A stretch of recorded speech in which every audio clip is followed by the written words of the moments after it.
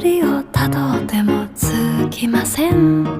森の小さなレストラン、空っぽのポケットをまっさぐって忘れた人からたどり着く。予約は一つもありません。森の小さなレストラン、空席だらけのランチ時、小鳥がパタパタ笑ってる。チュルチュンチュンチュンチュンチュンチュルチュン、チュルチュンチュンチュン